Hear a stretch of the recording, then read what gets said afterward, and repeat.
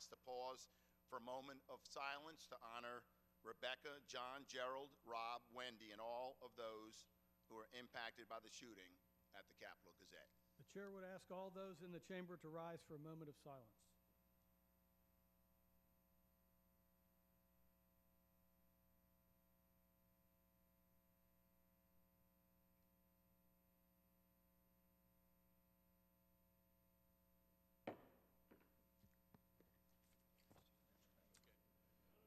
Without objection, 5-minute voting will continue. The unfinished business is the vote on ordering the previous question on House Resolution 985, on which the yeas and nays are ordered.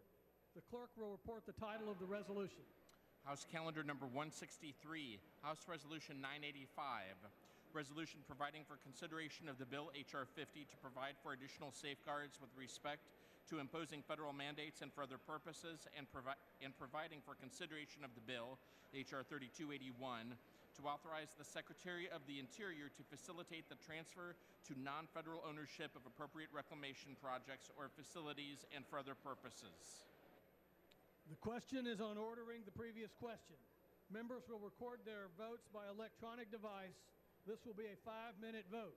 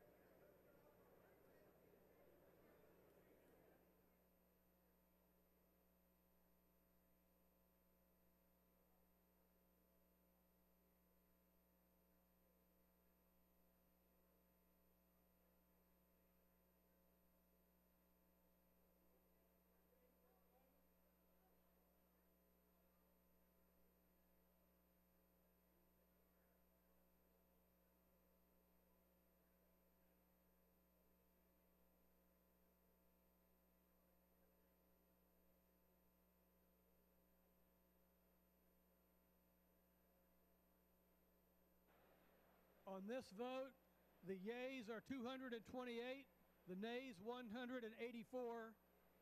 The previous question is ordered.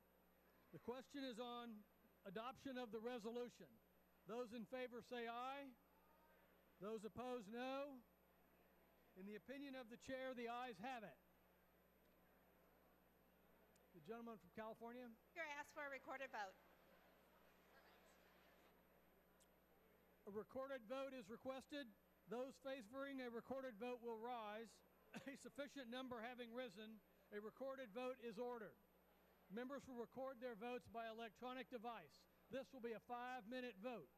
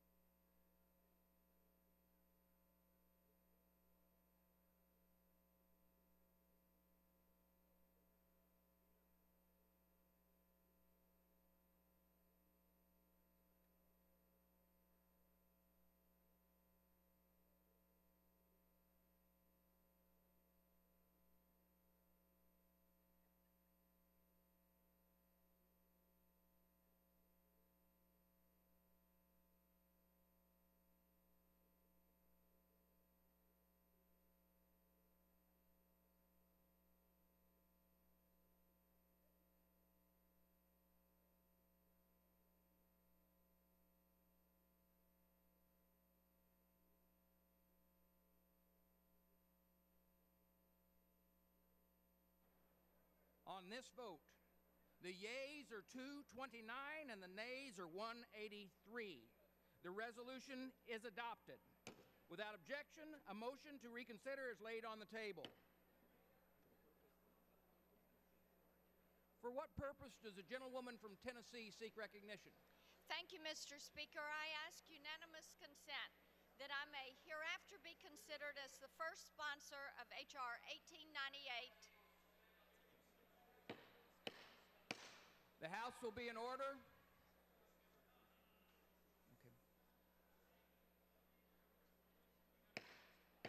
Take your conversations, please, to the back of the chamber or off the floor. The gentlelady will resume.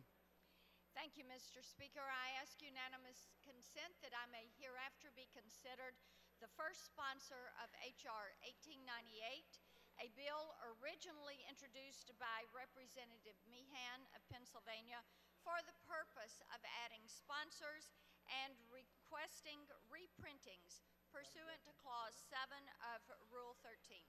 Without objection.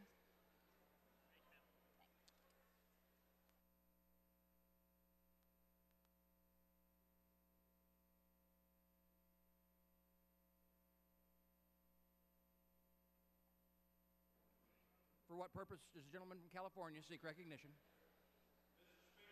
Unanimous consent that the Committee on Foreign Affairs be discharged from further consideration of House Resolution 256 and ask for its immediate consideration in the House. The clerk will report the title of the resolution. House Resolution 256, resolution expressing support for the countries of Eastern Europe and the North Atlantic Treaty Organization. Is there objection to the consideration of the resolution? Mr. Speaker, The gentleman from New York. reserving my right to object, and I don't intend to object. I want to first of all thank the chairman for bringing this. The gentleman's recognized. Thank you. I want to first of all thank the chairman for bringing this resolution to the floor. The Foreign Affairs Committee marked up this resolution a while back. It passed unanimously, and we were under the impression that it might come up for debate on Tuesday under suspension. That's what should have happened. Members should have had the opportunity to debate this in the House before the NATO summit meeting began this morning and sent a clear message that this body stands with NATO, that we support this alliance, the most successful in history, that our allies can count on American leadership and American resolve. Instead, we're rushing it through today after the summit is halfway over and after President Trump has again insulted our closest friends on the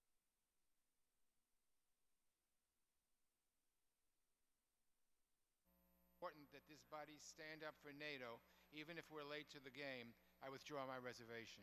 The reservation is withdrawn. The gentleman from California is recognized.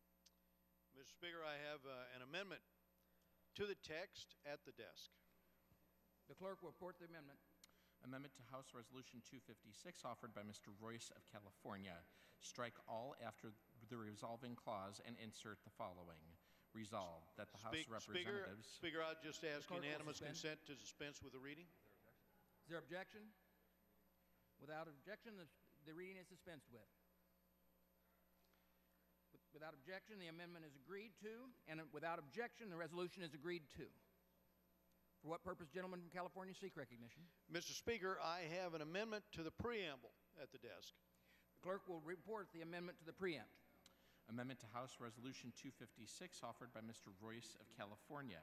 Strike the preamble and insert the following. Mr. Speaker, I would ask unanimous consent to dispense with the reading. Without objection. Without objection, the amendment of the preamble is agreed to, and the motion to reconsider is laid on the table. Without objection, the title is amended.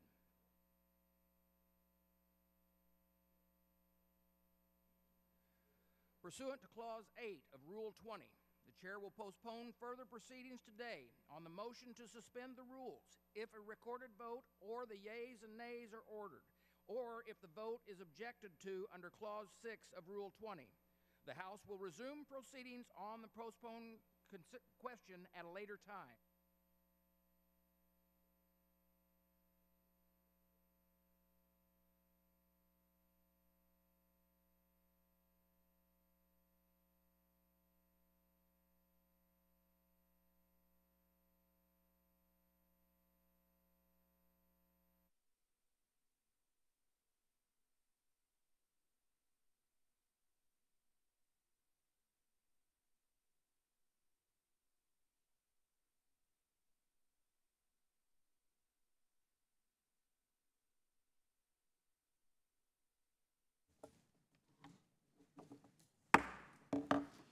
The subcommittees will come to order. I want to thank everyone for their patience. As you know, we were in the middle of votes when this scheduled hearing was supposed to start. Without objection, all members may have 5 days to submit statements, questions, and extraneous materials for the record subject to the length limitation in the rules. I now recognize myself for my opening statement. No nation on earth has benefited more from the post-war world order than China. From freedom of the seas to free markets to free exchanges of ideas, China has harnessed the international system built by the U.S. and its allies to become a major world power. In the last 30 years, with the global economy, more than 800 million people in China have come out of poverty. But despite these achievements, China does not want to play by the rules. Rather than help preserve the global system that allowed China to grow rapidly, it is exploiting its vulnerabilities to gain a strategic edge over competitors. China has no intention of becoming an equal partner in the world community. They do this by cheating. Just as the Chinese Communist Party does not want rivals at home, it wants to fix a global system that assures its dominance and no other country. This includes surpassing the United States as the leading economic, political, and military power. To achieve economic dominance, China has resorted, as I have said, to cheating.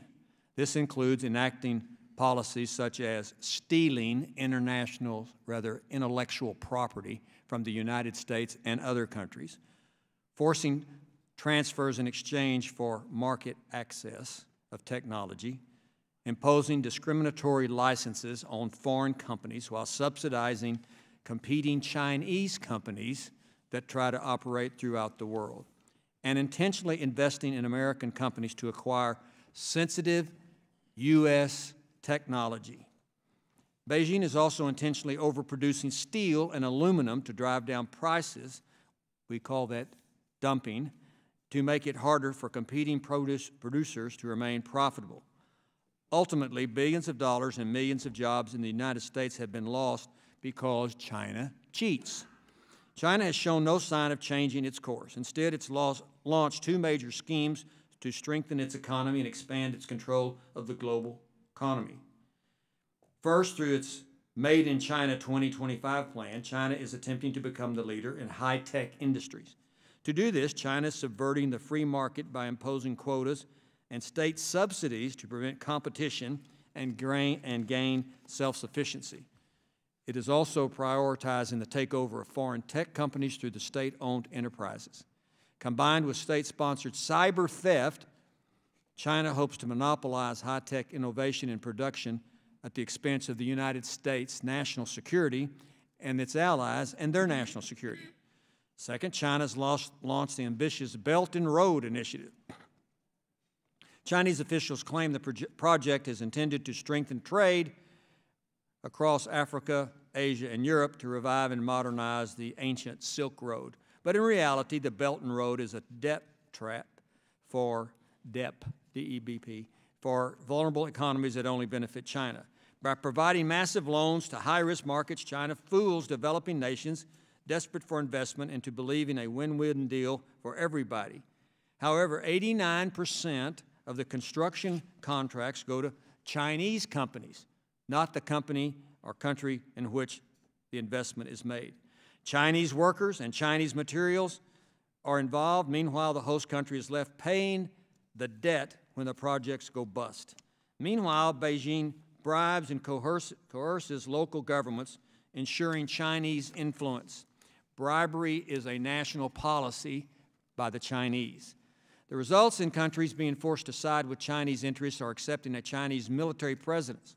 Additionally, this practice fuels corruption in struggling democracy. China does not share our values.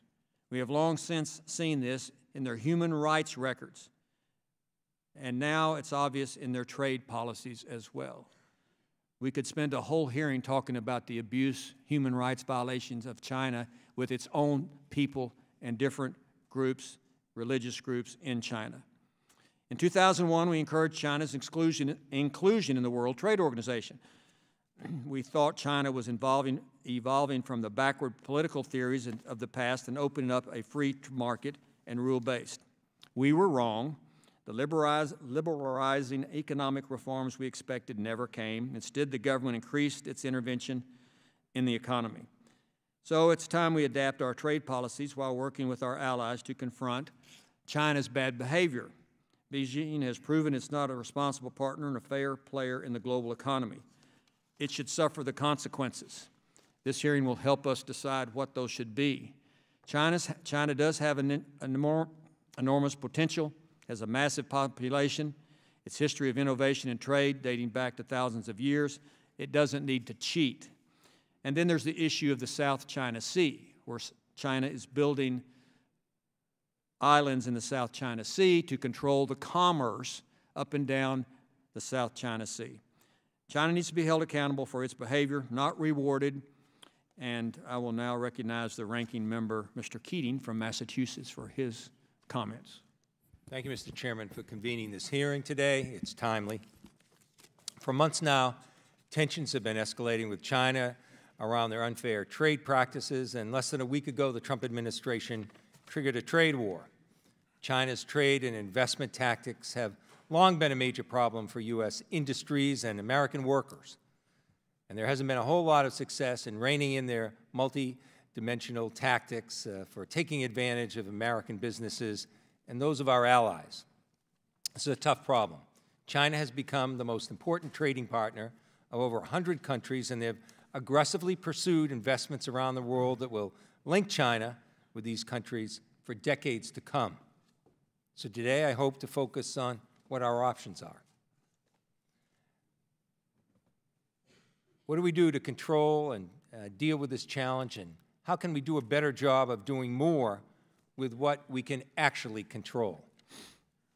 What can we do to support our businesses that are under siege by China's unfair tactics? What can we do to expand our own economic opportunities around the world for American businesses and American workers?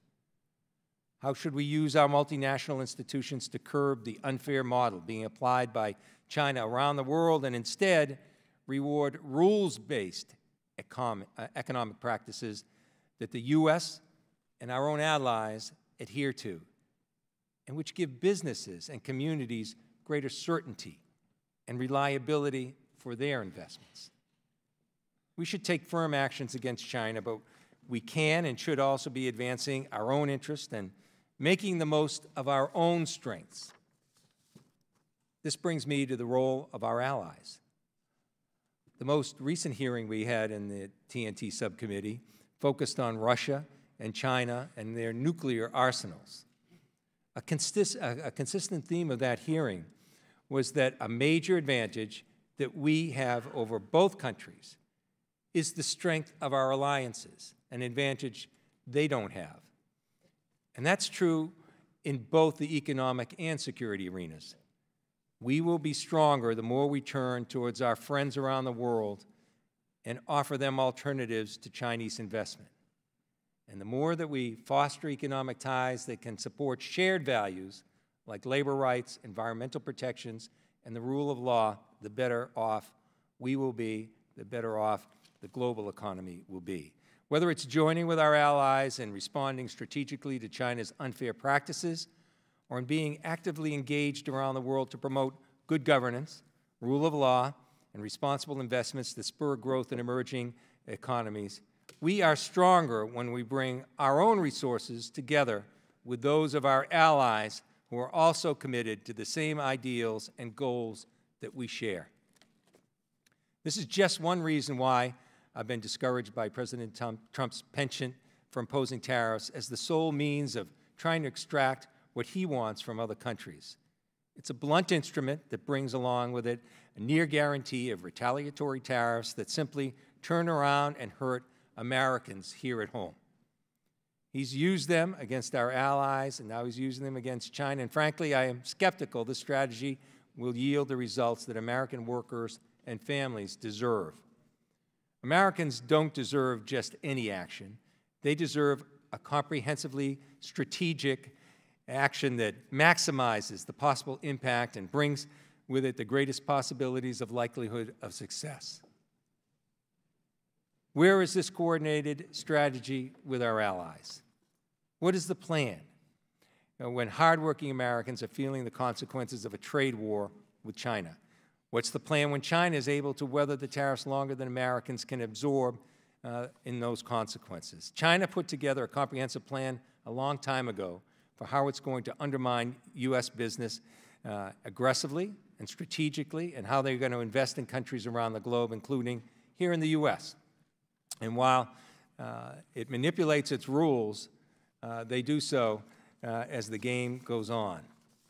The Trump administration should not be pursuing one-dimensional trade wars with China.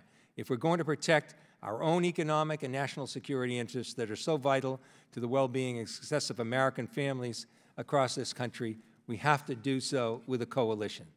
So I look forward to hearing from the witnesses today, because it's critical that we think beyond this approach to also consider the range of options the U.S. can employ to level out the playing field and better protect U.S. interests in light of China's unfair economic tactics. And I yield back, Mr. Chairman. Thank the gentleman from Massachusetts. I recognize Chairman Ted Yoho from Florida, Chairman of the Asia and Pacific Subcommittee, for his opening remarks. Mr. Chairman. I'd like to thank Chairman Poe, Ranking Member Sherman and Keating, and all the members of the subcommittee for coming together to hold this joint hearing. Ensuring that the United States can compete fairly with China is one of the most important tasks in our shared jurisdiction, and it's good that we've come together today to give this challenge the attention it deserves. After years of growing concerns and months of heated rhetoric, the tariffs unleashed on China on Friday marked a definitive turning point in the U.S.-China trade relationships. From decades of failed attempts at constructive engagement to coercion and confrontation on both sides, while the same can't be said for other areas of the budding global fight over trade. When it comes to the U.S.-China trade, many agree that the status quo can no longer be held. The problem has been diagnosed correctly. China has crafted industrial policies designed to benefit at other countries' expense instead of mutual benefit. Trade is not a zero-sum game, but that is the approach that China often takes. Beijing has implemented these policies through trade and investment tactics designed to leech the benefits of the global trading system without accepting its obligations. This committee has played a role in highlighting this threat. In one of the first hearings I convened as chair of the Asia-Pacific Subcommittee, Dr. Atkinson summarized the challenge before us, testifying that rather than reform, China has doubled down on its unfair mercantilist strategies and is now seeking global dominance in a wide array of advanced industries that are key to U.S. economic and national security threats. The threat is no longer a matter of debate, but accepted fact. Our hearing today turns on one of the only remaining areas of disagreement, which tools should be used in response. The imbalance in U.S.-China trade is about much more than a trade deficit. The deficit was caused by a combination of market forces and unfair practices in the past and present. The United States and many other nations have been cheated for too long. But now the biggest threat from China's predatory trade and investment policy concerns the future. China's only response to U.S. concerns has been an offer to buy more U.S. goods. We should speak plainly. This is a ploy and a trap and an attempt to trick the U.S. into claiming an easy but ultimately false victory. A brief reduction in the trade deficit will do nothing to solve the main challenges of the trade relationship. It won't reduce long-term threat to the U.S. competitiveness in advanced technologies. It won't reduce market access restrictions, and it won't stop forced technology transfer or blatant IP theft. Xi Jinping and his cronies have made clear that they do not intend to make any good faith efforts to address these valid concerns. Instead, they have decided to punish innocent U.S. citizens and workers. Whether or not they are the right tool for the job, U.S. tariffs are based on long-standing wrongdoing from the Chinese side. China's tariffs are pure retaliation designed to do nothing more than inflict pain. Because Xi and China refuse to do the right thing, compete fairly, or begin to offer real structural changes in their negotiations with the U.S. officials, it appears that we will be forced to use coercion. Let me rephrase that. Because Xi and China refuse to do the right thing, that is, compete fairly or begin to offer real structural changes in their negotiations with the U.S., it appears that we'll be forced to use coercive measures, which we don't want to do. Targeted tariffs may well have a place in the suite of these coercive measures, but tariffs alone won't counter Chinese industrial policies and untargeted arbitrary tariffs may well end up being counterproductive and harmful to Americans. China recently placed $34 billion worth of tariffs on U.S. ag products that will hit soybean, beef, pork, and dairy particularly hard. It's likely more will follow.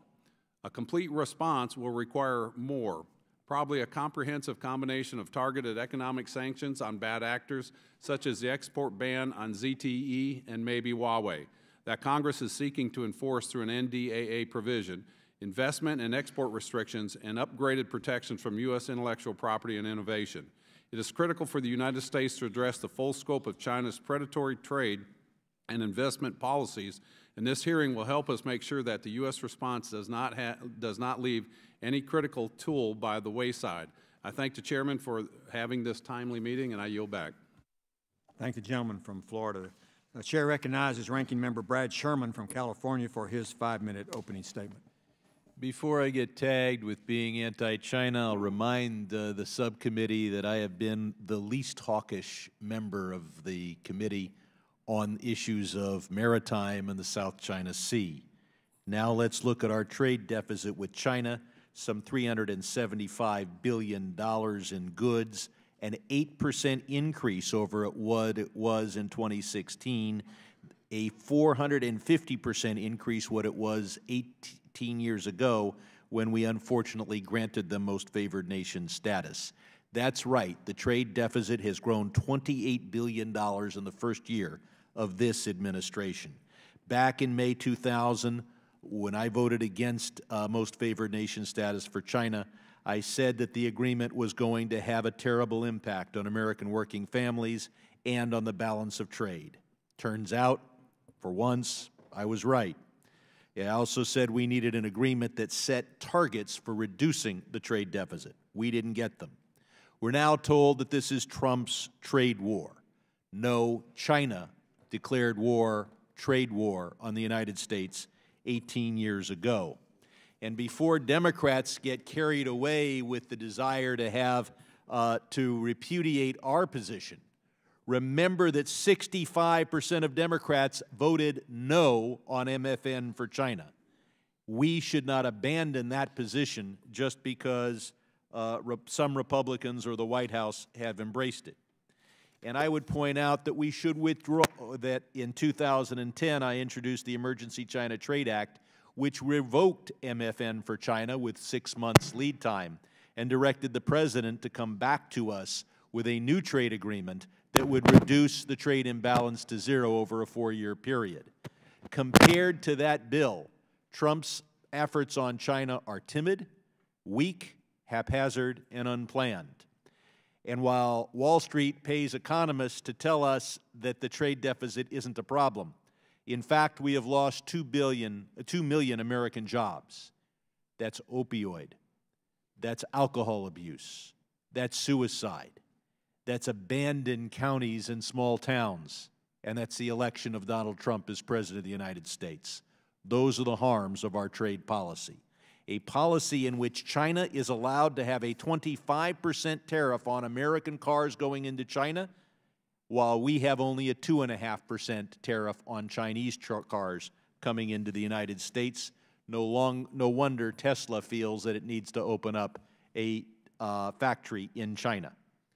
And now, as the latest insult to the American people and attack on American workers, is this new social score detailed in the Foreign Policy magazine.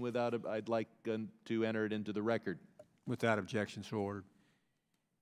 China is going to give every one of its citizens a social score. Bad social score, you don't get a passport. Bad social score, you don't get a loan. Bad social score, a host of other things can be taken away from you. There'll also be a social score for businesses, and woe to be a business with a bad social score. What does it take to get a good social score? You have to buy Chinese products. So they are literally intimidating their citizens into increasing the trade deficit with the United States and the devastation that causes.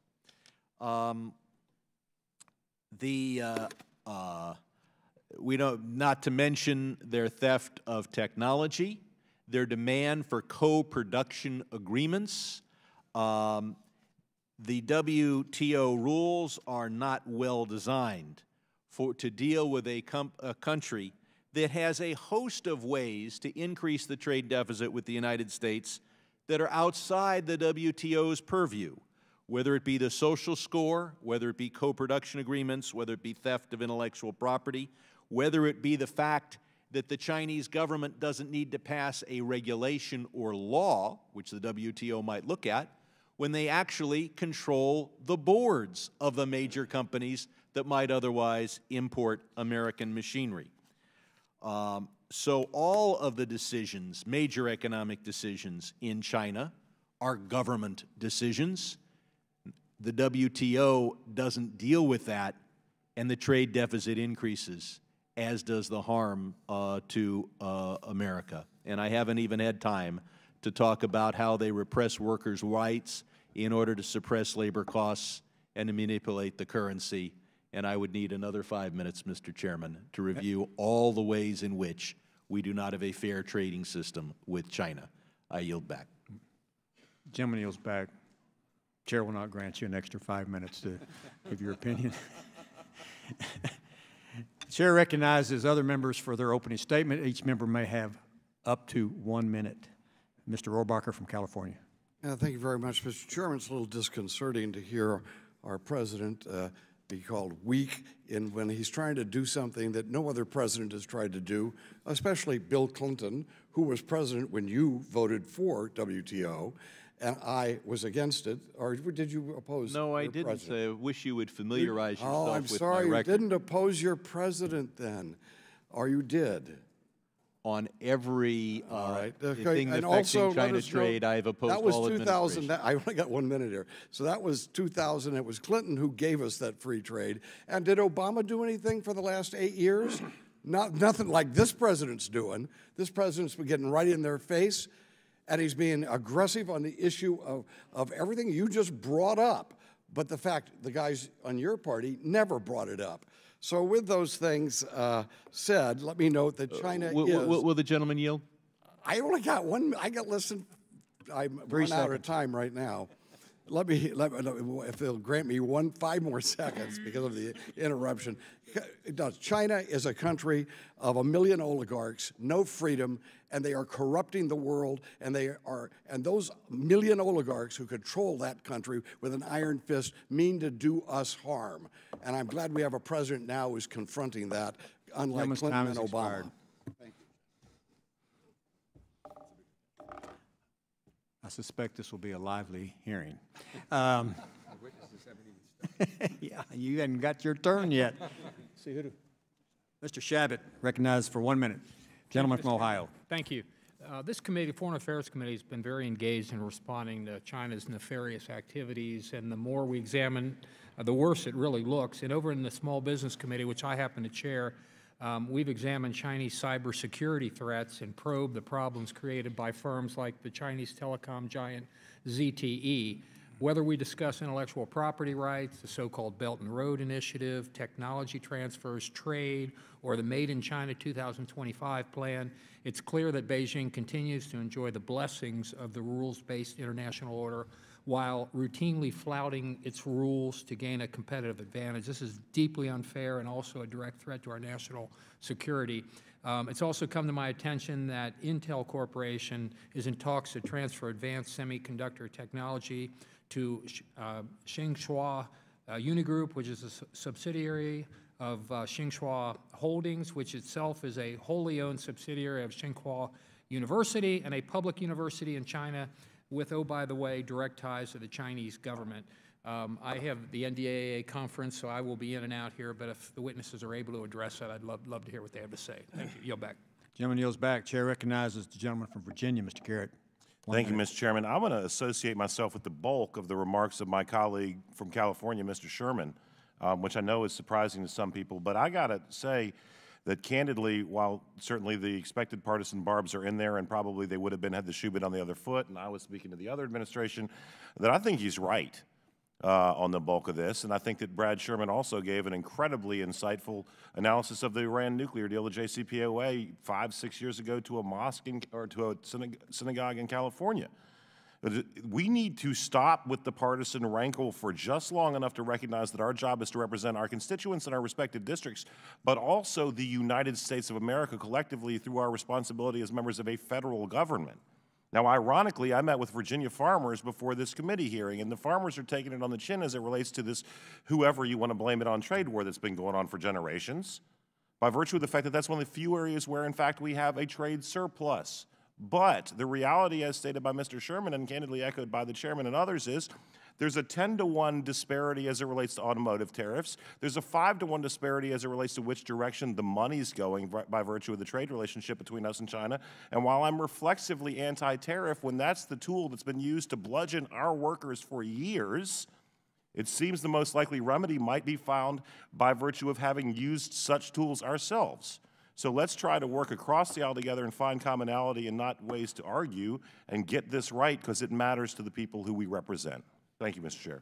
And the chair finally recognizes the gentlelady from Missouri, Ms. Wagner. Thank you, Chairman Poe and Chairman Yoho, for organizing this hearing. And I thank our witnesses for being here. I am deeply concerned about the effect China's retaliatory tariffs will have on farmers and ranchers and pork producers and dairy producers and consumers all over my home state of Missouri. Missouri is a trading state. Exports support 88,000 Missouri jobs, and 1 out of every 3 rows of crops is grown to export. China's 25% tariff on American soybeans will hit Missouri hard. Our local newspapers and press are already reporting that soybean farmers expect to sell their crops at a loss. It is abundantly clear that these tariffs will hurt good, hardworking men and women and their families. And I worry that the escalating trade war will create winners and losers in communities across Missouri. While I commend the President for standing up to China's bullying trade practices, we need to keep these things in mind as we go forward. I welcome your thoughts on these concerns, and I yield back. Gentlelady yields back. I'll introduce each witness and then give them time for opening statements. Each witness's written remarks will be made part of the record. Dr. Derek Scissors is a resident scholar at the American Enterprise Institute. Previously, Dr. Scissors was a senior research fellow in the Asian Studies Center at the Heritage Foundation and adjunct professor of economics at George Washington University.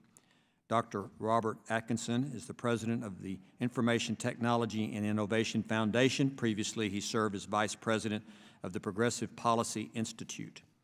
And Mr. William Reinsch holds a Skoll Chair in International Business at the Center for Strategic and International Studies, is a senior advisor at Kelly, Dry, and Warren LLP, and previously he served for 15 years as president of the National Foreign Trade Council. Each of you will have 5 minutes. When you see the red light come on in front of you, remember, stop talking. And Dr. Scissors, we'll start with you. Thank you, Mr. Chairman. I apologize in advance for being more boring than the committee has been to now. It's a high bar for me to try to reach. My written testimony is about Chinese investment in construction in the U.S. and around the world. Last night we got the first set of $200 billion 10% tariff list, which we'll be talking about for the next few months. I welcome any questions along those lines, however you see fit, but my time now is going to be spent on the Chinese economic picture as it pertains to our relationship with them going forward.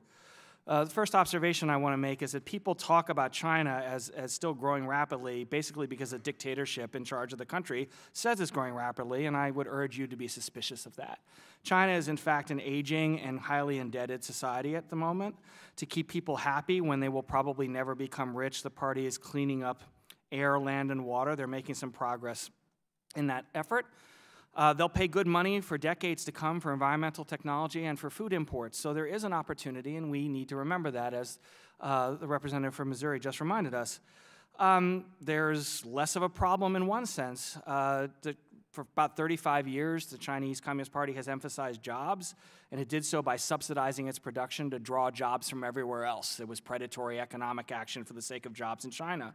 Now the labor force is shrinking and aging, and the Chinese will be willing to import more and export less.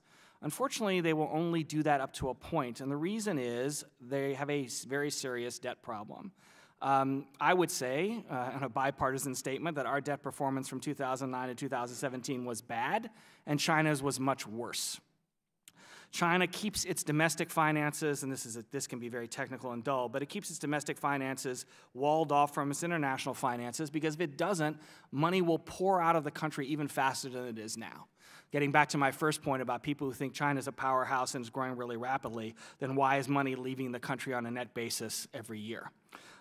So because of this risk, the Chinese need money from a trade surplus, and this is something that many of my colleagues don't recognize. Chinese say they're not trying to run a trade surplus. That's not true. They need the foreign exchange from a trade surplus to stabilize their balance of payments, and without it, they have a possibility of a financial crisis of a certain kind. Therefore, they're going to continue to run a trade surplus, and we are going to continue to have some of the problems that we have with them now.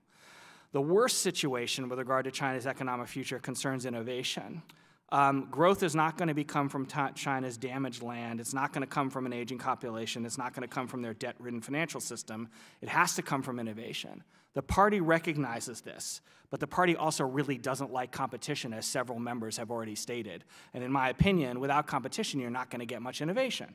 So what do we get from that? We're going to get the Chinese trying to buy technology to upgrade their innovative capabilities and steal it whenever they can't buy it. I used to think Chinese IP practices would get better over time, but their economic mismanagement means I think they have more incentive to steal technology, and their practices are going to get worse. To qualify this a little bit, China is not taking over the world. The Belt and Road, which is something I know a fair amount about, is far smaller than its hype, but it has been harming the U.S. The main harm used to be subsidies to take American jobs. I think that will lessen over time, but the coercing and stealing of American intellectual property, which is the core of our comparative advantage, the core of what we get benefits for in trade, is going to get worse because the Chinese need that innovation quite desperately. And I'm going to make a statement which I wasn't going to bother because U.S. responses are long overdue. It sounds very vague. But here's a way to put it in context. I'm pretty sure I sat in this room 6 years ago when Chairman Ross Layton held a hearing on Chinese IP practices. And we all agreed in bipartisan fashion that we needed to respond to Chinese IP practices. And here we are 6 years later, and we all agree again. But we haven't done anything that's worked. My own recommendation at the time and continues to be that we target Chinese companies specifically who have gained from coerced or stolen IP, and we target them internationally, not just banning them from U.S. business, but applying global financial sanctions. My concern with tariffs is that it targets the guilty and the innocent together, so you have no reason to stop stealing. Go after the people who really commit the crimes, and go after them more strongly than perhaps a 10% tariff, which I don't think is particularly effective in light of Chinese subsidies. There are many other possible steps we could take. I'm happy to talk about them, but I'm actually going to stop here and yield back my last 15 seconds. Thank you, Dr. Scissors. Dr. Atkinson, recognized for 5 minutes. Thank you, Chairman Poe and Ranking Member Keating. I'll take Derek's 15 seconds. I appreciate you inviting me here today. I think it's important to recognize that the problem with China, in our view, is not so much the trade deficit. It's that they have a conscious strategy to seek and attain global technology dominance in a wide array of technology, advanced industries that the U.S. specializes in. And unchallenged, this could and potentially is resulting in the loss of U.S. competitive advantage in a wide array of industries that we enjoy right now that provide high wages to American workers. Technology acquisition is at the center of China's strategy. They lag behind us in most industries.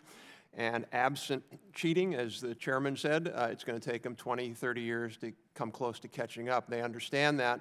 And so their entire strategy, the first part of it, is premised on getting technology from foreigners by hook or by crook. There's a recent study by the National Bureau of Economic Research looking at joint ventures in China. This is one key tactic they have. Between 1998 and 2012, there were over 4,000 U.S. joint ventures in China. The study found that not only did the Chinese JV partner gained substantial technological capabilities, but so did other Chinese firms in the same industry, which isn't a surprise because that's exactly what the Chinese want with joint ventures. There's been a lot of talk about the fact that we don't have a right to force China to roll back its 2025 ambitions. I disagree with that. I agree with that. We don't have a right to ask them to not advance technologically.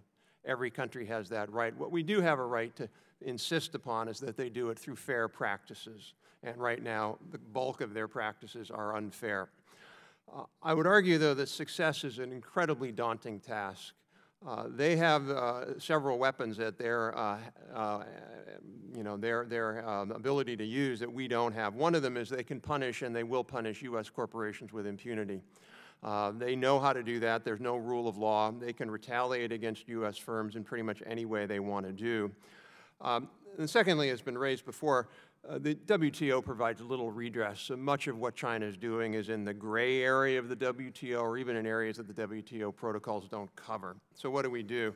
Number one, I agree with the Trump administration. We have to focus on results-oriented trade. This is not about winning a case or not winning a case. This is about insisting upon a wholesale set of practices that they change, which to me have to be around forced technology transfer, and IP theft, and then a significant reduction of their industrial subsidy regime.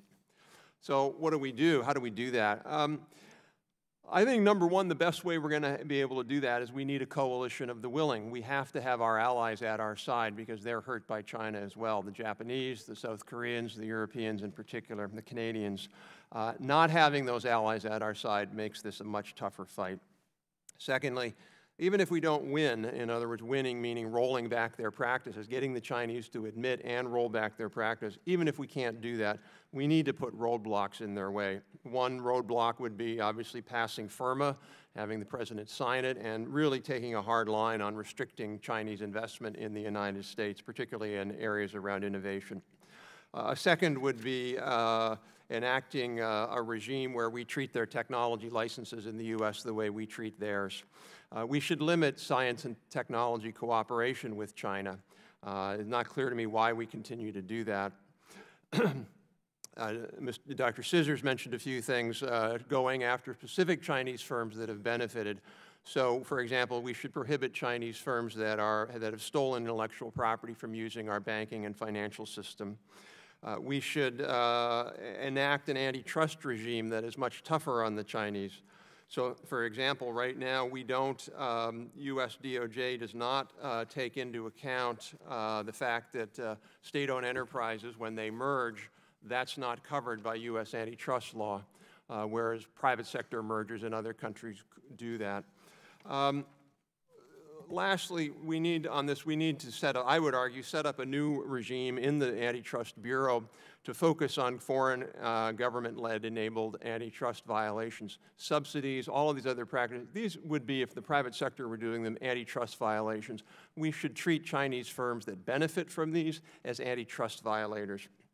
And lastly, we shouldn't let China gain the moral high ground. That's been one of the most disconcerting things I've seen when you have President Xi claim and have the media agree that he is the defender of free trade. Nothing more ludicrous under the sun than that statement. We need to be seen as the defenders of global free trade, and we can't let China have the high ground. I'm sorry, I don't remember which member said this, but we didn't start the war. The Chinese started the war. Mr. Sherman said that. We're just now finally fighting back. So thank you, and I look forward to your questions. Thank you, Dr. Atkinson. Mr. Reince. Thank you very much. It's a pleasure to be here. China's economic strategy is well known. It's been discussed here at length. Rather than repeat that, I want to spend my time discussing what the United States might do about it. Could you pull the mic a little closer there? Sure. How's that? Better? And I begin with a fundamental principle. If a country has an adversary and wants to stay ahead of him, there are only two ways: hold him back or run faster. Both strategies have their limitations, which is why the best approach is to pursue both. Let me take them one at a time. Holding the adversary back means denying him the means of gaining an advantage, if possible, while trying to leverage better behavior. This has been the focus of the administration's efforts thus far. We're attempting to deny China advantage through investment controls and export controls, both designed to impede the flow of critical technology beyond our borders. Congress has recognized that the current CFIUS process does not subject enough transactions to review and has moved to expand its reach. Both versions now in conference are thoughtful and carefully drafted. The administration has expressed its support, and I think its enactment would be a positive step. Similarly, your committee has reported and the House has passed legislation to reauthorize the Export Administration Act. This is long overdue, as you know, and its enactment would also be a useful step. I caution the committee, however, against a too broad expansion of controls. Maintaining control over the crown jewels of our economy is important. Attempting to recontrol technologies that have already been released, are not critical, and are available from multiple sources would accomplish nothing and would do serious harm to our exporters. In addition to investment review and export licensing, devoting more resources to compliance and enforcement is critical. The problem is not with large established companies which know the rules. I'm worried about the small startup, the proverbial two guys in the garage with a brilliant idea. When a savvy Chinese investor offers them $100 million for their company, they may not know or care that such a transaction would require CFIUS review or that any technology transfer pursuant to it could require an export license. The government does not currently do an adequate job of finding and monitoring those situations and making sure innovators know what their responsibilities are. And that's something I think that the committee can constructively work on. Leveraging better behavior is more complicated. As the President has said, the Chinese are doing what is good for them. Persuading them to do what is not good for them is a heavy lift. I think there are some areas where agreement ought to be possible, and my statement cites a couple of them as an example. The most difficult problem to address is Made in China 2025. Here we are asking China to restructure its economy into a market-based system and effectively abandon its technology competitiveness goals. Doing that would reduce the party's control of the economy and the society, which is the last thing they'll be willing to do. Many of the technologies at issue involve aspects of the digital economy. For China, these are not trade issues. They're national security and public control issues, and they are not susceptible to resolution in a trade negotiation. The President is attempting to force changes through tariffs. That is not likely to succeed for the reason I have indicated. We are demanding that the Chinese do something that will imperil the party's control, and it will certainly produce a great deal of collateral damage in its wake. A better approach is through building coalitions, and I endorse what Rob said. I won't repeat that ground. I would also suggest that a more productive course would also be to recognize that the long-term battleground with China is not in China, but is in the United States and in third countries where the playing field is level. We can deny them advantages here and in the process give a boost to our own manufacturers and innovators. In third countries, we can not only compete with the Chinese on more equal terms, we can also develop networks of rules and standards that work to the advantage of Western economies. That's what TPP was about. That's what TTIP is about.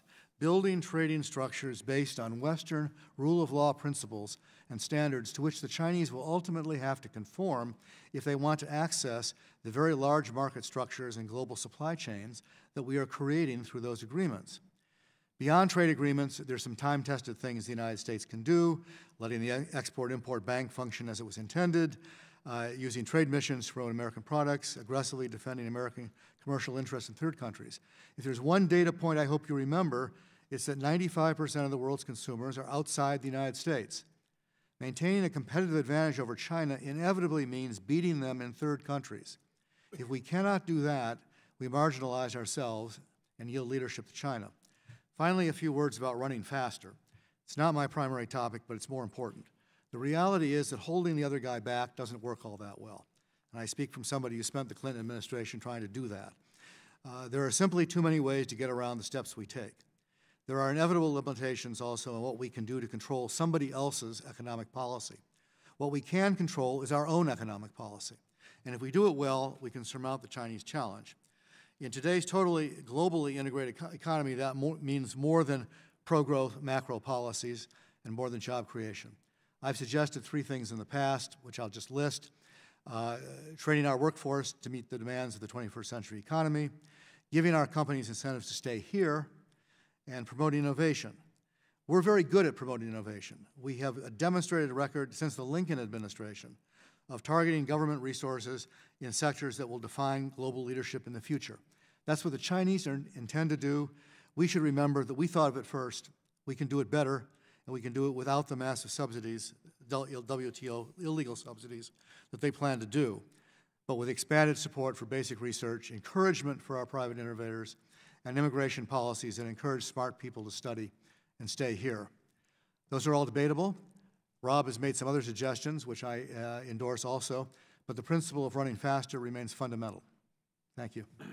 Thank the gentleman. The chair will recognize the gentleman from Florida, Mr. Yoho, for his opening statements, and the court, started to say court, but the chair will reserve its 5 minutes. I don't want to to see another. you in court.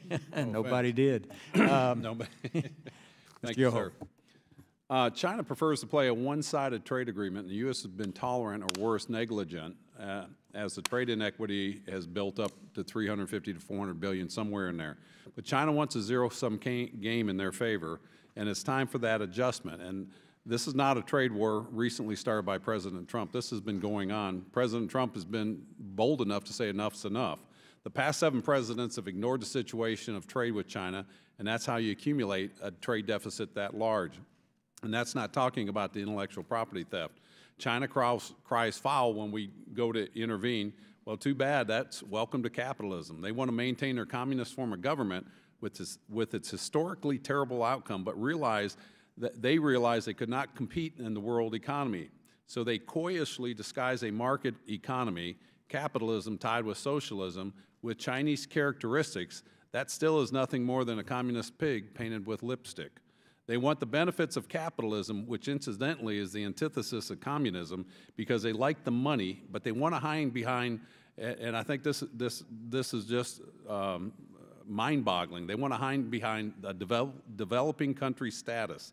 They want developing market status, yet have a space program, nuclear weapons, invested between $4 to $10 billion in their One Belt, One Road initiative around the globe, yet they claim they are just getting by and need to maintain developing country status. Sorry, President or Emperor Xi, you can't have it both ways. President Trump is the first American president to call the trade deficit out, not with rhetoric, but with action. And it's time we adjust the trade imbalance, and it's high time China acts like a responsible trading partner. Stop cheating, stealing, lying, and start honoring the contract, the rule of law, and how about acting honorably? So with that rant, I want to ask, and I read all of your testimonies ahead, how should we consider restricting access to sensitive U.S. technology in these different scenarios? Dr. Atkinson, you were talking about this, and I want to talk, Mr. Reinisch, talk to you about the garage, because what do you do to prevent people from letting that go through if we can't go through CFIUS if it gets bypassed? So how do we prevent the technological transfers? Number one, there's a wide variety of vectors that they use that. One of them is cybersecurity. So, doing a better job of making sure that American companies have better cybersecurity is one way to do that. We testified in the Senate recently on how, frankly, poorly we do with small business cybersecurity. You look at what the SBA is doing in that space, it's not very good, frankly. Secondly, with the passage of FIRMA, we would hope that there would be a big ramp up on enforcement. One of the ways, for example, right now, the Chinese have set up a system of technology accelerators. So they have this, what's called an accelerator or incubator, high-tech little platform in Silicon Valley. And it's funded essentially by the Beijing provincial government. They've located it in Silicon Valley, and my belief is it is a vector of which they can take knowledge, particularly these young entrepreneurs who need a little bit of capital. We should just not allow that. There's a whole set of things we could do around venture capital, around small-scale investments, and I think FIRMA is the vehicle by which we could do that. So you think the CFIUS review is strong enough for that? I do think it's strong enough for that. What about when we get into biomedical research and the ag products? I've seen university professors from the university I graduated from were talking about doing a sabbatical in China, and they're going to pay them 4 to 5 times what they're making here, and I asked them what they're working. They said, we're going to take our research and go over there, and I said, I don't think that's a good idea. And so how do we block that? Because I brought that up in an export control hearing that we had, and they said, CFIUS doesn't really address that. Does any of you want to comment how we can protect that I can talk about intellectual that, property? Mr. Yoho. CFIUS does not. The export control system does, at least in theory. If they want to do that, they need an export license for the technology they're going to transfer, if that technology is controlled. Does that apply to our universities? Yes. Okay. Yes, although I will tell you, and I was not, I don't know if it's in my bio, I was the undersecretary that ran this particular function in the 90s. The universities are the worst, frankly. First of all, every professor is his own empire, and trying to create a central administration to impose some discipline is like herding cats. It's very difficult. And second, there's an attitudinal issue, frankly. For them, this is not technology transfer, this is research. Research. And you need to get them to think about it differently. They're getting better. I visited with some universities. I'm going to have tell to you, cut nothing, you off because I'm out of town. I'll just say, nothing gets them more focused on this faster than the Commerce Department paying them a visit. Thank you. Chair recognizes the gentleman from Massachusetts, Mr. Keating. Thank you, Mr. Chairman. Today's actions of the President at NATO certainly don't make the prospects of this look great, but our job here in Congress and this committee is to look at directions that we should on our own. That being said, I'm a believer that one of the greatest things we can do, and I think it falls into the testimony we heard from our witnesses, is to really keep moving ahead, albeit against some tough odds now, on a TTIP type of agreement. I think an alliance and a free trade agreement with the European Union would be our strongest move. It would help us here at home. It would help our hand globally, and it would particularly help our hand with China. I can't think of many other things that could have a greater effect. So could any of our witnesses comment on that, Mr. Reinsch? I'd like to. If I couldn't agree with you more. I mentioned this. The point of doing that is to create basically the largest middle-class consumer market in the world that would set up a system of health, safety, environmental inspections and rules. If you want to access that market, you have to adhere to those. That will force the outliers, which begins with China, although India would be probably another one, to conform to those rules, procedures, and practices. And that was the point of doing it in the first place. If we can get all of us working together, we achieve exactly the result you're talking about, I think. We're not going to get a TTIP in this. That's not what I asked, Mr. I know, but I have a way to get closer, which is feasible, which is a U.S.-UK FTA. That is something that the administration does want to do. It's not difficult to write. If I could, because my time's precious, sure. But 80% of our trade partners, the rest of the EU. No, I understand. And we can't ignore that. And the damage we would do with what you're proposing to the rest of our allies would make things worse, I think, frankly. Well, a U.S.-UK FTA allows us to put down text which can serve as we have the to wait. Of an agreement. Again, I'm going to interrupt because it's not the question I asked. But thank you for your response. Dr. Atkinson, did you go in this? I fully agree with that. I think we should have had a TTIP. We should do TTIP. I think we should have had a TPP, although I would have made it, frankly, stronger. I would have maybe kept out a couple of countries and made it stronger. But I fully agree that we need those sorts of trade agreements if we're going to move forward. And the broader point is we have to get our allies engaged here. I've spoken with officials from Europe, the European Commission, from METI in Japan, and from Korea. They're as concerned as we are about what's going on in China. Yeah, and I must say this for what it's worth. Things might have changed in the last few months, but I was quite optimistic about the prospects of support in Congress for TTIP at that particular time moving forward, much more than TPP. Here's a question I just have pondered. The effect of artificial intelligence moving forward is going to be quite dramatic on all our lives. It's going to result in the increasing dependence on that and the increasing technological advances. It's going to result in great job displacement. It's going to change the nature of competition in the workforce. Can you speculate on how China and the U.S. might react, given the fact that this is just going to be, I think, exponentially advancing? Yeah, sure. This is an area we've studied quite extensively. I think I'd be a little more skeptical, I think, of the big job displacements. We've done a lot of work on that. I did a report for the G7 ministerial recently. I agree it'll have job displacement, but I think overall it's going to be a very positive thing for the U.S. economy, particularly as we need productivity going forward. At least when you look at the studies right now, it appears that China is behind the U.S. in terms of AI. They invest less in R&D, and their science and coding ability, if you will, computer science, is not as advanced as ours. But their rate of catch-up is faster than ours, and they're putting an enormous amount of money in there from government. And so it's conceivable that the Chinese could match us in AI in 5 to 10 years, I would argue. And you think that might level the playing field more? I do. Well, one other advantage the Chinese have, by the way, is AI. It helps if you have bigger data sets. A lot of machine learning is around data pools. They have unlimited data, as a number of people mentioned, so they're able to use all that data and mine it very well, so it is an advantage that they have. Quickly, little time. One other avenue the Chinese are moving into to capture our intellectual property is their joint activities with our academic institutions here, too. I have a few seconds, but do you see that as a concern? I do, and I would add to what Bill said. I think we could, for example, have requirements within our science funding agencies like NSF and NIH and DOE that, number one, you have to report any joint projects with a country like China, and number two, put some limits on that. Thank you. I yield back. Thank the gentleman. The chair recognizes itself for 5 minutes. The issue regarding China is it's a national security issue, and it's also an economic issue, economic security, in my opinion. And I would like to focus on China as opposed to other countries in the world for trade, because China cheats. They cheat a lot, and it works. They steal everything they can from us.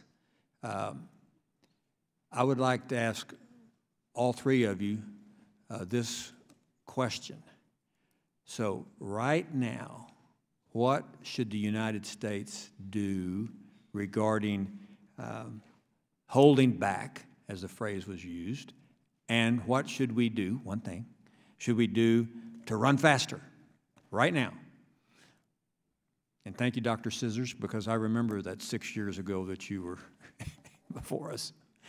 I'll start with you, Dr. Scissors, and go right down the road. It was a great hearing. I almost wish I could just take what I said back then and repeat it. In terms of holding them back, I'm going to stick with what I said earlier. We've seen in the example of ZTE, which of course was done for security reasons, that we can hurt the Communist Party by targeting large state-owned enterprises. And I'm not saying that IP is as important as North Korea or Iran sanctions. I'm saying that we have a method now that works, which is there are large Chinese state-owned enterprises which matter to the party, which have benefited from stolen IP, and we know how to hurt them and we know how to hurt the party, and that's where I would go first. Obviously, we want them to be guilty of something. We don't want to target companies that haven't done anything because that doesn't change their incentives.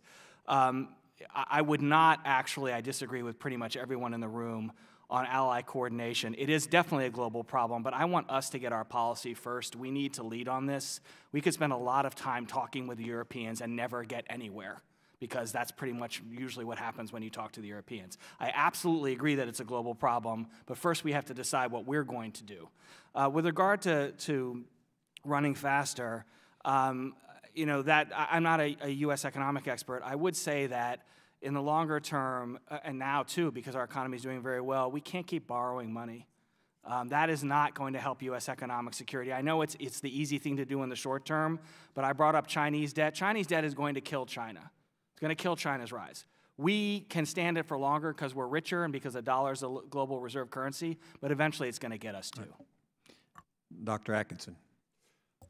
ITIF issued a report recently with something in the title of an agenda for alliance-based confrontation. And in that report, we listed 25 things, so I can only give you one of them. And that would be an earlier comment about really using the Justice Department around tying what the Chinese are doing as antitrust violations and going after specific companies for doing that.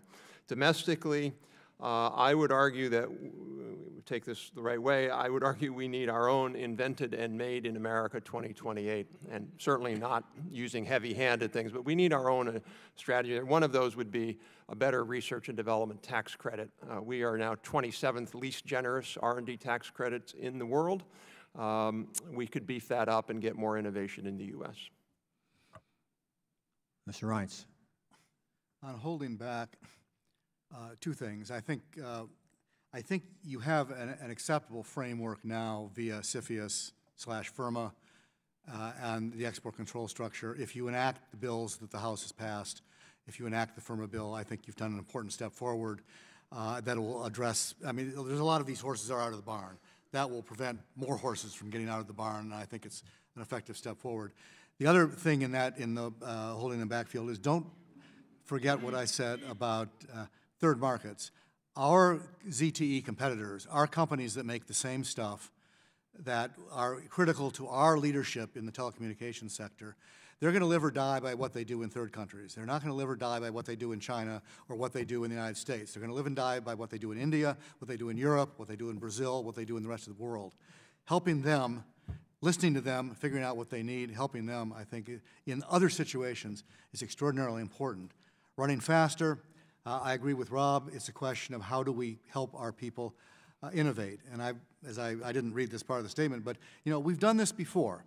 When I refer to the Lincoln administration, land-grant colleges, the Homestead Act, we created the most effective, efficient, world-class agriculture industry in the world. And that was government devotion of resources and focusing of attention on it. We did the same thing with wireless communication. We did the same thing with aerospace. We did the same thing with the internet. There's no reason why we can't do that going forward with the next generation of technologies and stay ahead of the Chinese that way. I thank all three of you. My time has expired. I recognize the gentleman from California, Mr. Sherman. A few comments as to an R&D tax credit. That increases our deficit. I don't know any economists that are in favor of that. It will lead to innovation, which then will be transferred to China if it's profitable for the company to do so. And we live in a world where we're so weak that we allow China to say, you don't get access to our market unless you transfer the technology to us. So we are in a trade war with China. For 18 years, we've ignored it. I give the president credit for not ignoring it. We're probably going to lose because all of China is on China's side, and Wall Street is mostly on China's side as well, because you can make profits by manufacturing something for 50 cents or even $1 an hour in China and sell it in the United States. That's a proven profit method. Paying American wages to create a product that you're going to sell in China is economically difficult. It's not a get-rich-quick scheme. And that assumes China would let you sell it in China, which they won't until you have a co-production agreement, which means you're not making it in the United States anymore. Hence, even the innovation of Tesla, paid for in part by the U.S. R&D tax credit, will lead to a factory in China because the weak United States, bullied by a powerful Wall Street, continues to this day to have a 2.5% tax on Chinese cars coming here, while they have a 25% tax on our cars going there. So the one thing I disagree with in the president's policy is simultaneously trying to deal with the trade deficits we have with our allies. We should pick one at a time, and China is the worst and most egregious. But aside from that one element, it's time for us to be bipartisan. 65% of Democrats voted against MFN for China. And now we have a Republican president with substantial support in the Republican Party saying that it was a mistake, and also saying that when the United States makes a mistake and enters into a bad deal, we should tear up the deal. So we should be, I think, revoking MFN for China, 6-month lead time, and have a chance for them to come to the table. But before we do that, we have to specify that if they retaliate against us for this bill, we have to double tariffs on them. And if they seize American assets, we have to seize Chinese assets here in the United States, including and especially their ownership of our intangible assets and bonds. So we could get tough. Wall Street won't let us, and so we won't. And the balance of trade is worse today than it was even when Trump took office. But I want to talk about this social score. What is the appropriate American action for Chinese consumers and businesses being told that if they don't buy Chinese goods, they could lose their passports and their credit? Should we impose an additional, in addition to everything else, 25% tariff on everything made in China? Should we ignore it, or should we issue a press release and then ignore it? Dr. Atkinson. Well, first, a couple things. The R&D credit actually does pay for itself after 15 years if CBO had a 15-year budget window. And secondly, I was asked for one thing, so I completely agree with you. Well, but the technology, you didn't disagree. The technology is going to get transferred to China, but go ahead. Since I was only able to list one of those as opposed to the 40 that we have on our reports on what we I do not have unlimited time. I asked you a question about the social score in China. Do you choose to answer that question, or should I move on to another? I don't think the point, frankly, is the social score. I think the point is there's a set of Chinese behaviors. Okay, you don't want to answer the question. Does anyone else want to answer the question? Dr. Scissors. The social score is another a way of China subsidizing production at home, right? That's what it is. There are a lot of them. And is it a violation of the WTO? Right. This is, I don't know. Is it a violation of any provision that's proposed for TPP or TPIP, or is it a perfect way for China to claim that they're not cheating at all because we don't bother to write rules that they even need to cheat? I do not believe, not a lawyer, I do not believe it is a violation of the WTO or any plank of the TPP. So yes, it is a way for the Chinese to encourage domestic consumption that doesn't break existing rules. And other than imposing a 25% additional tariff on everything made in China, can you think of another way for the United States to respond? I think we should put it in our, it should be counted as a subsidy as part of our current subsidies approach, which should be broader than it is and applied to China. I don't know about a 25% tariff, but we should be responding to Chinese subsidies, including that. And this, I'll yield back. Chair recognizes the other gentleman from California, Mr. Rohrabacher.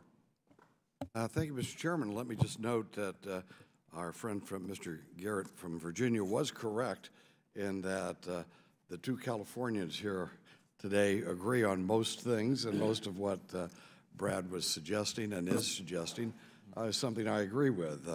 I don't agree with his political attributes on those things, and however, the specific points, policy points, he's right on target. The bottom line is we don't have all the Americans fighting for when they go overseas.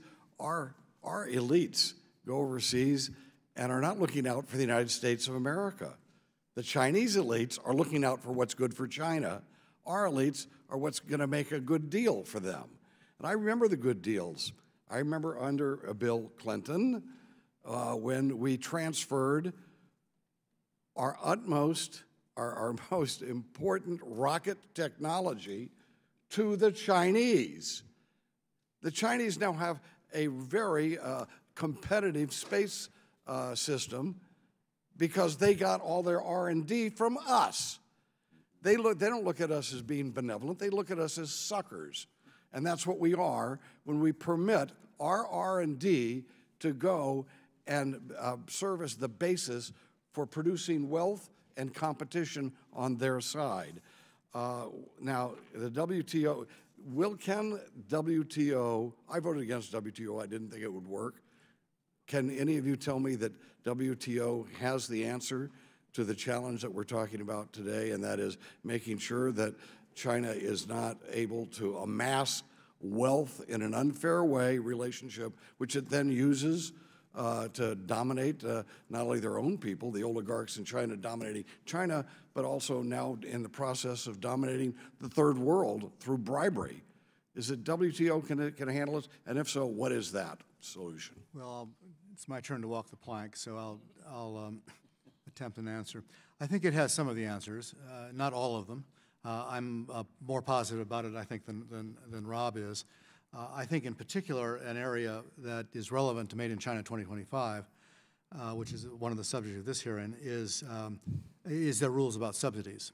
And most countries have a domestic law that is designed to implement WTO rules against subsidies. We have one. Actually, the Chinese have one. The Europeans have one. Those rules, I would argue, have been fairly effective in as far as they go. We use them very effectively on steel. We've essentially knocked Chinese steel out of our market directly through the use of subsidies complaints. So we've seen you've seen some successes. It works. And when we litigate in the WTO, 85% of the cases we've brought, we've won, which is the best record in the world on that. So yes, does it solve all problems? No, because it doesn't have rules that cover all things. Okay, does our other witnesses have something to say on that? Yes, sir. I think there are a number of challenges with the WTO. Bill's right, it will solve some problems. I particularly agree on subsidies. We should do more there. There's a subsidy regime. We should take a lot more action under it. The biggest problem we have with the WTO, though, is it's very difficult to win a case unless you have U.S. companies willing to come forward with evidence and stand up. American companies know that if they do that, they will be punished in China quite severely. And that's not going away, and you cannot blame American companies for that position, in my view. They're acting on the behalf of their companies and their workers. I think ultimately what we need to be thinking about is some longer-term alternative to the WTO that's really designed around liberal market democracies that are committed to free trade and have a club there. And that's why I thought TPP and TTIP were the beginnings of beginning to assemble that. Perhaps our president today seems to think that unilaterally we can have something accomplished. I agree with him there. We should be courageous, and that's what he is. Would you have an? Yeah, I agree. I think I more agree with starting with the unilateral action. I would say that there's nothing about the WTO that should prevent us from taking the actions we need to take. We don't need to withdraw from the WTO because China is a bad WTO actor. I would think that's a mistake. I think Rob's suggestion on changing our antitrust laws to recognize the way China handles its state sector is long overdue. That would give us another set of tools that's WTO compatible. I think a smaller thing is properly resourcing CFIUS. I agree with my colleagues. We have good revisions to CFIUS pending in both houses, but if they don't have the resources, they can't do what's necessary. WTO doesn't stop us from doing that, obviously. One last thought, and that is, when we were sold the Bill of Goods, I voted against it, but when those people in Congress voted for WTO and voted for most favored nation status for China, we were told that more trade and more economic activity going back and forth and building them into a modern society would create a more peaceful world and democratize China. It has been just the opposite. China has no more democracy than they had, and now they're a greater threat to everyone. We have created a Frankenstein monster, trying to look at that WTO as the possible solution to all these challenges. Gentleman's time has expired. Chair recognizes another member from California, Mr. Issa, for 5 minutes. Thank you, Mr. Chairman.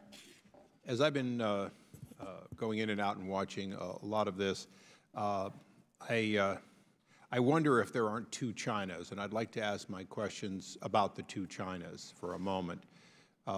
For 2 decades, I was an electronics manufacturer, operated in South Korea, Hong Kong, Taiwan, and then the company over the years has moved, after I left, has moved into mainland China.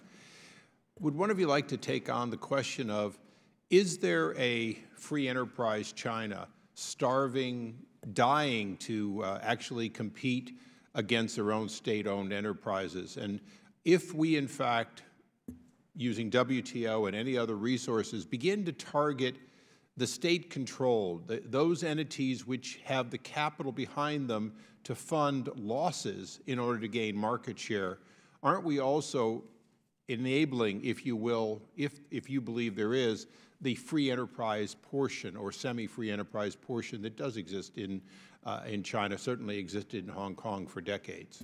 Anyone want to take that? I'll give a partial agreement. I certainly agree there's a free enterprise China. Chinese private entrepreneurs complain bitterly about state repression. They take money out of the country legally and illegally because they don't feel like it's safe in China for them to be operating there. Fortunately, it's safe in Vancouver. Yeah, right. So there are a lot of cities where you see free China. They're just not in China.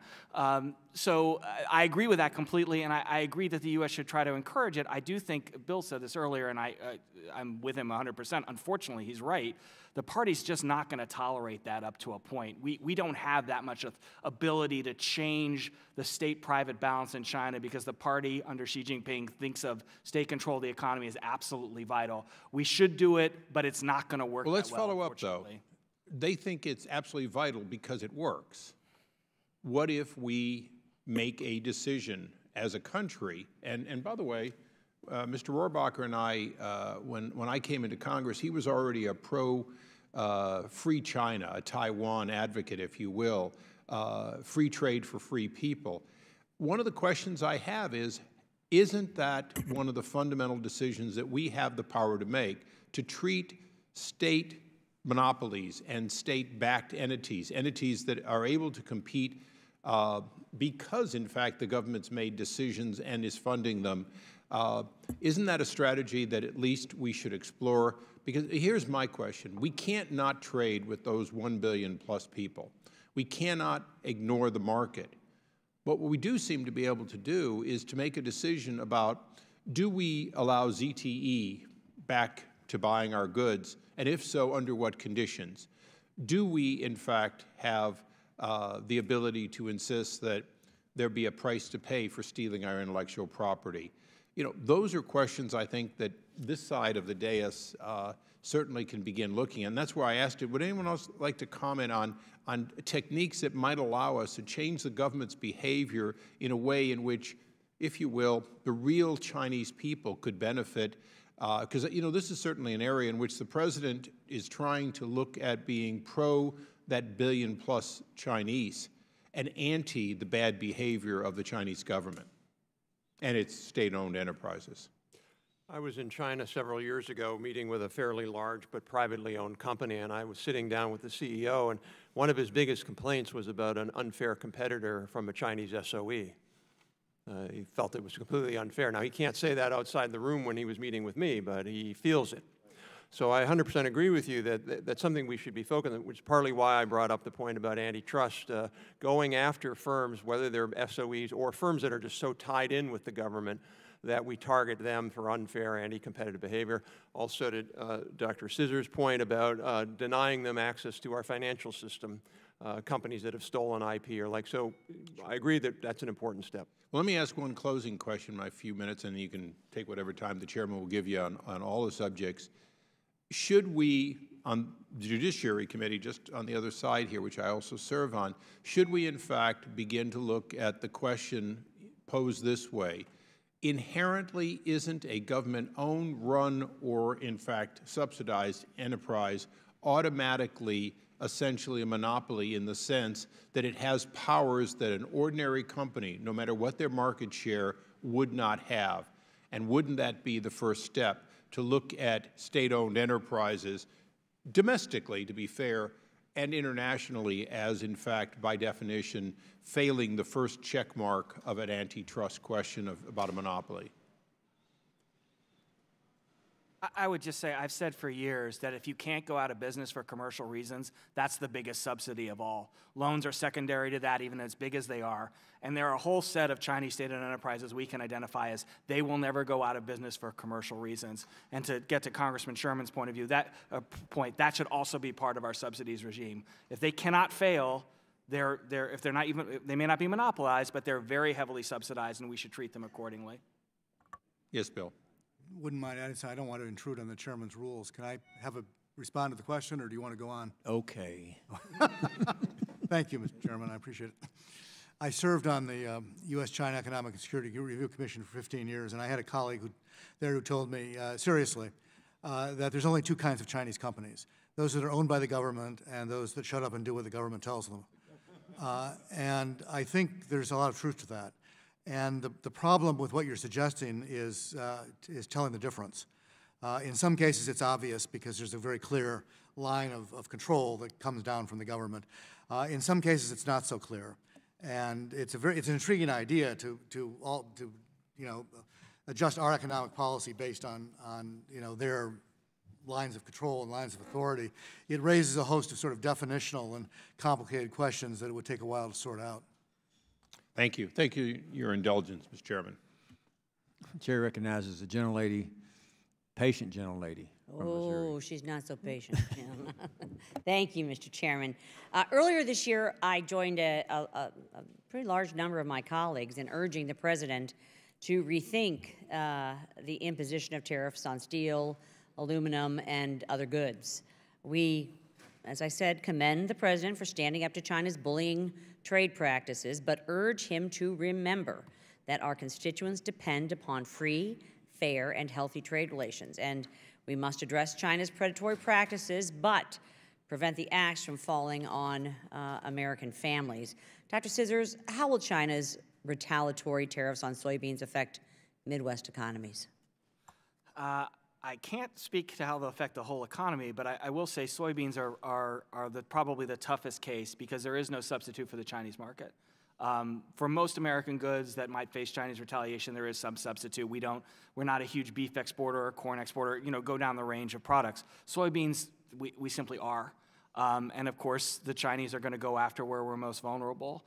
So if we get into a tariff fight, we either have to, we essentially have to accept that soybean farmers are going to get hurt, and we cannot provide them with another market. And I know you know very well, they don't want government subsidies. They want to be able to compete and sell their products. That's correct. How can state governments reduce the effect of constricted access to Chinese markets? I think the best thing, I'm in favor of confronting the Chinese, and it's easy for me to say because I'm not a soybean farmer and I don't represent soybean farmers and others who would be hurt by that. I think the best way to help Americans who are harmed by a trade interruption with China is to make sure that we have a stable policy. In other words, we're not saying tariffs are on, tariffs are off, tariffs are on, tariffs are off. You don't know how to run your business, you don't know how to run your farm. If we could get some consensus, which has been referred to in this room, among parties and between Congress and the administration, and tell people this is going to be the trade situation with China for 7 or 8 years, they have a chance to make better decisions. If we yank them around, not only do they lose their market, they have no ability to plan for an alternative. Mr. Reinsch, in the interest of running faster, if trade relations with China remain strained, commodity producers in Missouri will need to find new markets for their goods. ASEAN countries seem to be a natural trade partner. Over half of the United States U.S. congressional districts export more than $100 million in goods to ASEAN every year. ASEAN countries themselves wish to see stronger trade relations with the United States. Can we pressure China to institute fairer trade practices through improving U.S.-ASEAN trade relations? Well, we could try. It's a noble effort. I can't resist saying that the best way to have done that was through TPP.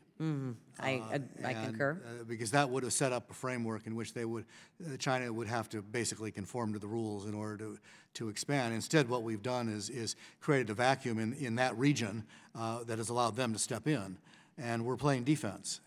How we recapture it, the administration has proposed bilaterals. I think that has potential, but they've yet to propose any. If they were to pursue that line, and I was talking the other day to a representative of one of the governments, ASEAN governments, and they're interested in it. I know they are. But it's been slow moving, and our administration seems so far to have taken the attitude that they don't want to begin having a discussion unless the other government makes some concessions up front. And I think the other government's view is usually you make concessions as part of the negotiation. You don't make them in advance. So I'm not sure that these things are going to move very fast, but that's the alternative the administration has put forward. Anyone else? China's ascension to the World Trade Organization has done little to change its predatory trade policies, as we've discussed. Dr. Atkinson, how can the World Trade Organization be restructured to better restrain China's behavior? Well, I think there's several ways. One is just pressure. There's a Professor Mark Wu from Harvard, used to be at USTR as a lawyer. He's talked about how the practices at the WTO have frankly been biased sometimes. So I think just having pressure, I think Dennis Shea now, who's our ambassador at the WTO, is trying to do that. Telling WTO in very clear and uncertain terms that they have to be thinking much more about not sort of letting China win one and us win another. That's number one. Number two, we can bring more cases. There's some cases we can bring where the USTR decides to bring them on their own unilateral basis. We could do that.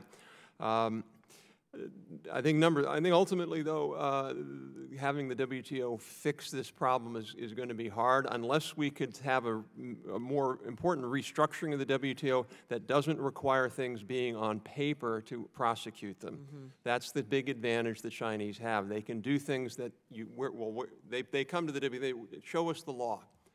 Well, we can't show them the law because there is no law. It's up here in their brain. The gentlelady's time has expired. And they Thank you, Dr. Atkinson. Chair recognizes the gentleman from Florida, Mr. Carrot, or Virginia.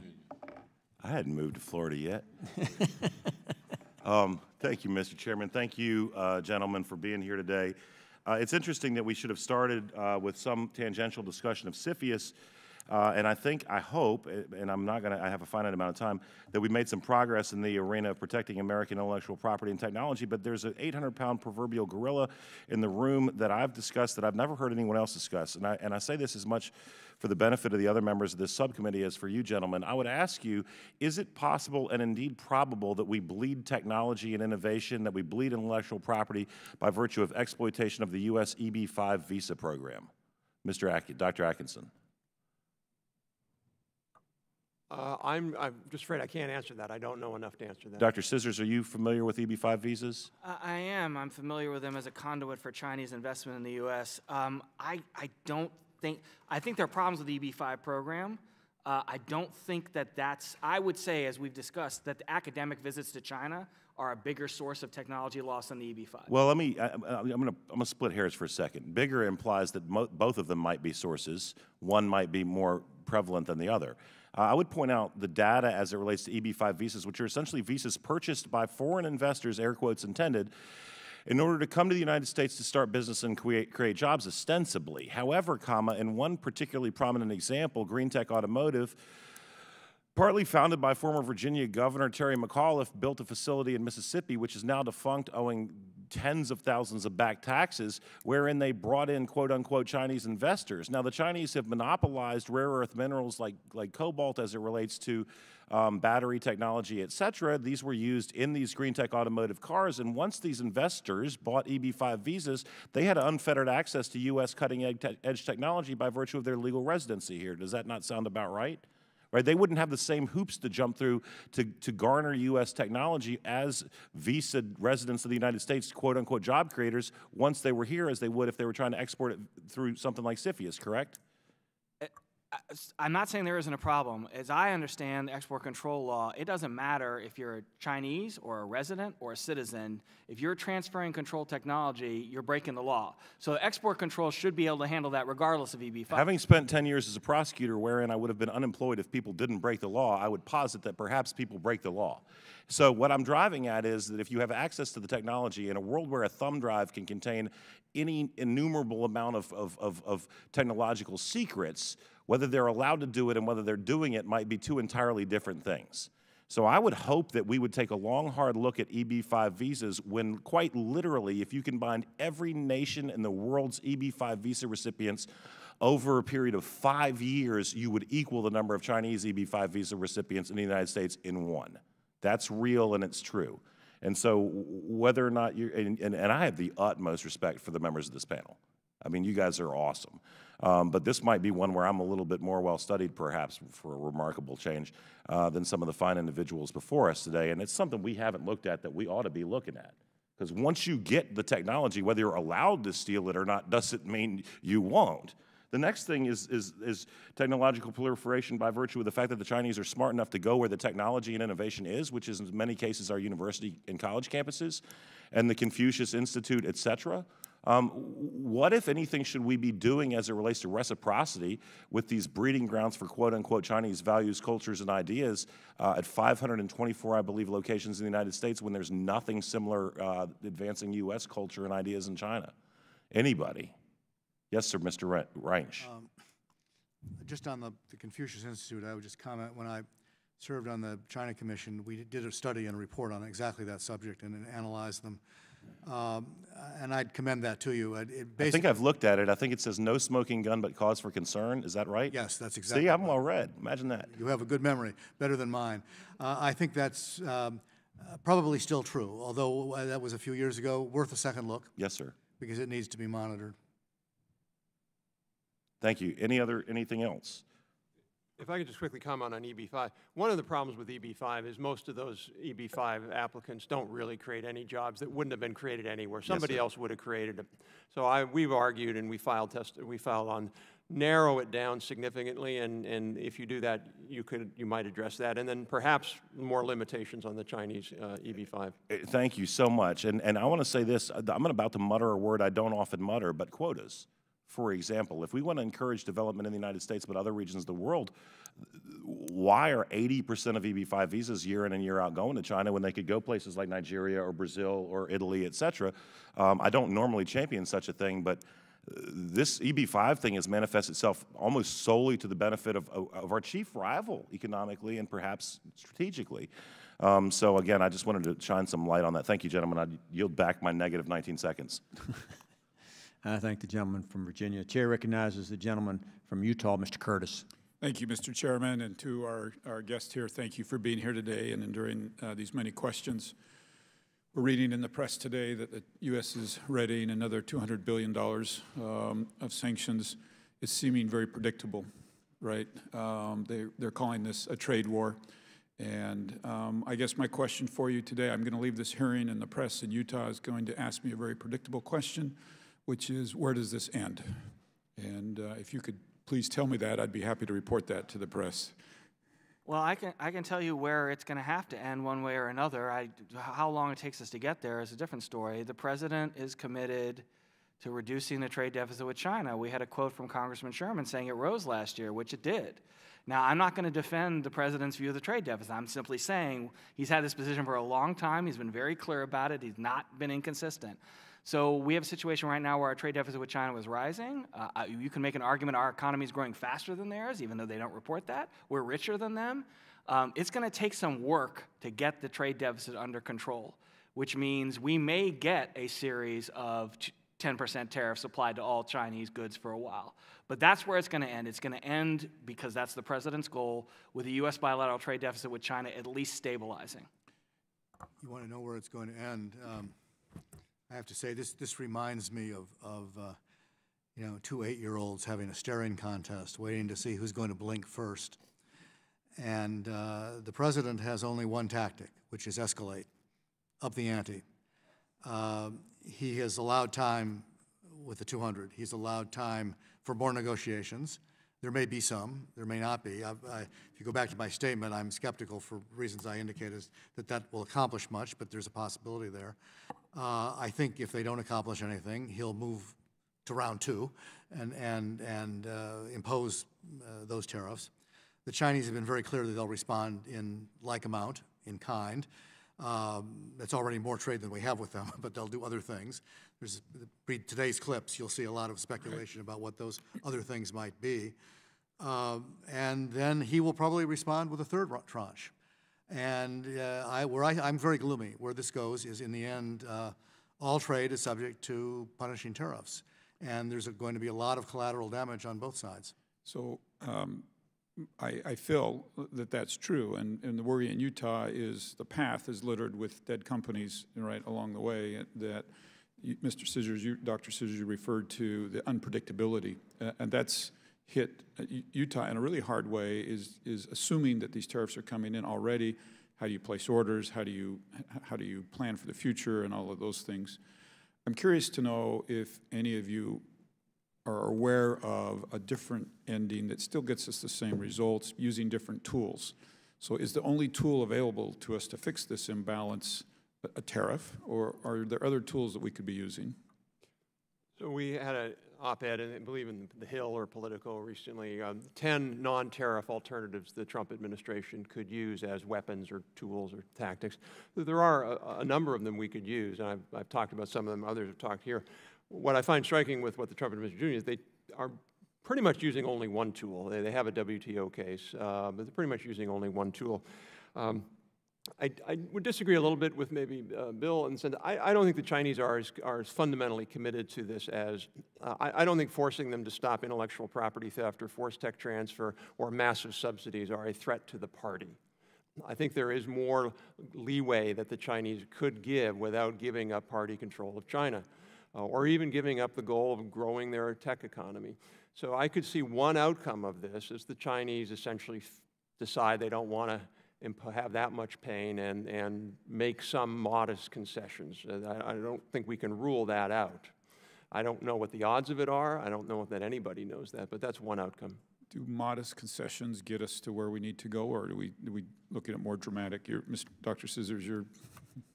I think Rob's being realistic, but I don't think modest concessions get us where we need to go. And this is one of the reasons why I think there's going to be pain. And when I was in the White House meeting that kicked off the 301 tariffs that led to this point, I said, if you're not willing to stick to this for 3 years and suffer some pain, don't bother, because that's what it's going to take to get the Chinese to change. I don't think tariffs are the best weapon. I don't think they're the only weapon. But I do think that if you don't have tariffs in your pocket and you aren't willing to use them, you get less attention from China and it takes longer. So, you know, do I think we should only be using tariffs? No. Do I wish we were using something else first? Yes. But I don't think we're going to be able to get to where we want to go without tariffs and without pain. Unfortunately, I'm out of time. Mr. Chairman, I yield. Thank the gentleman. It seems to me that maybe all is not gloom, doom, and despair, that the information you've given us of holding China back and running faster is something that Congress, specifically these two committees, need to move forward on right now. That is our responsibility. We're not going to be here in 6 years debating this, Dr. Scissors. There are several of us who won't be here next year. But